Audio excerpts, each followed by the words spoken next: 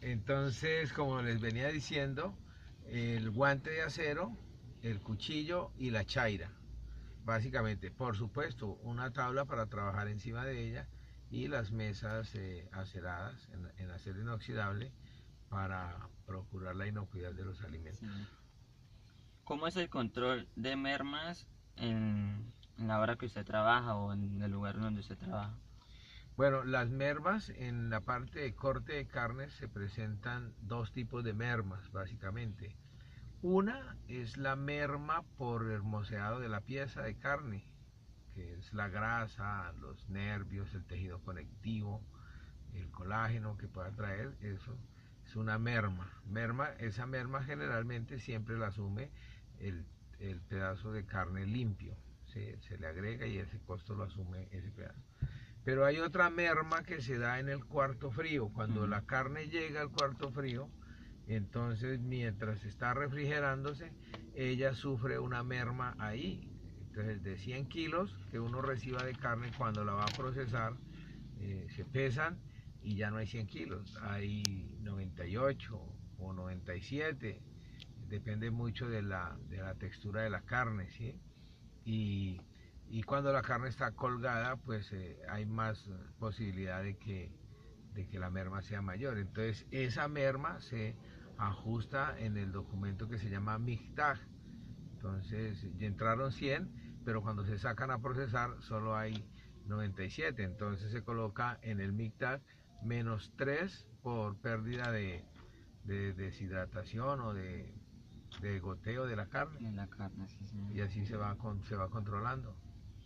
Profe, ¿usted lleva algún formato de control de las mermas a la hora que usted está trabajando en el restaurante? ¿Sí o por qué o no? ¿Por qué? Pues el formato que se lleva es el MICTAG, ahí se controla y luego cuando ya se porcionan las carnes, entonces el otro formato que se hace es el formato de producción. Entonces de un lomo salieron 4 babies, 3 chatos, 2 carnes para milanesas, 3 carnes para sándwich, carne en cubos y algunos pedacitos que llamarían acá tradicionalmente en Santander como pilinchitos de carne que van ahí a algún tipo de preparación cuando sean muchos o si no van a la carne para moler básicamente.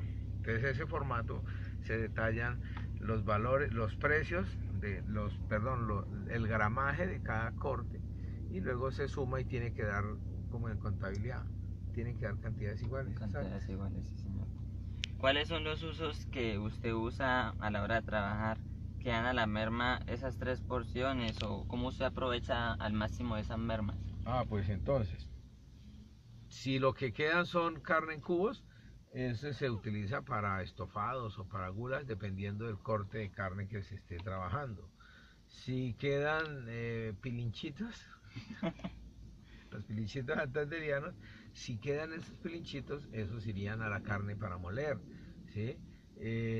Básicamente son los dos cortecitos que salen de merma, como mermas que se utilizan eso, o para picadas también. Entonces ese es el destino que se le da a ese tipo de sobrantes. De las mermas, sí.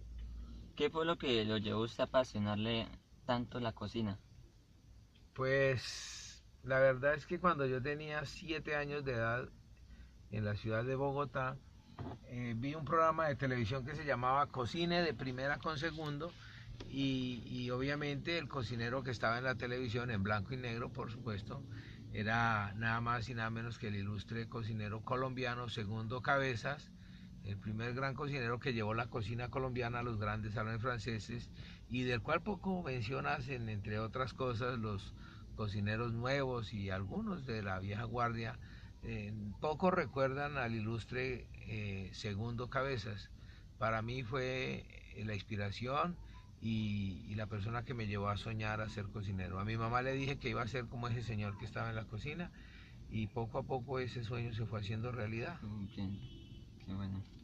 ¿Qué tipos de cocina usted ha conocido a través de todo este trayecto de su vida? Pues yo he conocido cocinas en los Estados Unidos, en Aruba, en Colón, Colón en Panamá, en Jamaica, como cocinas que yo he estado presente. Y otras cocinas del mundo, pues ya por el internet ahora, pero antes por los libros, básicamente. ¿Cuál es ese plato favorito, ese que usted diga, bueno, a mí me gusta, más me gusta hacer esto? Pues la verdad es que como plato no tengo uno que diga, ay, este me mata, o este me apasiona, ¿sí? Pero me encanta trabajar la parrilla, las pastas y los mariscos. La cocina caliente es el fuerte mío y esas tres partes de la cocina caliente son las que hago con mejor gracia. Bueno, chévere. ¿Qué productos usted dice, bueno, esos son los productos principales que no pueden faltar nunca a la hora de cocinar? Pues hay unos productos tangibles y hay unos intangibles. Los tangibles es la sal, la mantequilla, la crema de leche, el vino, como diría el gran Bocuse, tomate, cebolla, ajo y algunas dos aromáticas, hierbas como el laurel, tomillo, albahaca, ¿cierto? Y de los intangibles está el amor por hacerlo, la disciplina para trabajar, sí. Se necesita ser un cocinero disciplinado para no tener desorden, para respetar los insumos que va a poner al fogón, respetarle los términos de cocción, respetarle los puntos, ¿sí? Básicamente es eso, ¿no? Amor, cariño, disciplina de los intangibles y los otros que ya le mencioné como los tangibles. Sí, porque un chef si no no tiene un orden a la hora de cocinar, es muy complicado que pueda manejar una cocina. Sí, eso es verdad. Y encontramos muchos cocineros que son muy desordenados, sí. Realmente. Al hablar de chef, no me refiero al cocinero, sino cuando hablo de chef, me refiero al jefe de cocina, ¿sí? Y cuando tengo que hablar de un cocinero, pues digo cocinero, sí. Que a veces la gente también confunde esos dos términos, ¿sí? Del inglés al español, chef es cocinero, pero del francés al español, chef es jefe. Sí. Es más, no tiene nada que ver con la cocina, pero pues bueno. Entonces, me gusta hacer esa diferenciación. Una cosa es ser chef, que es el jefe de la cocina, y otra cosa es ser el cocinero. O a menos que me esté diciendo o hablando de chef en inglés, que ahí sí aplica para cocinero. Ah, bueno, listo, profe. Entonces, muy amable por esta entrevista, por sacar de su tiempo para poder hacer esta gran entrevista y contarnos pues toda esa experiencia que usted ha tenido al transcurso de su vida. Bueno, con mucho gusto y que la próxima sea en otro lugar del mundo, sí, claro. Y no desde el interior de su auto. Sí. Listo, gracias. Gracias.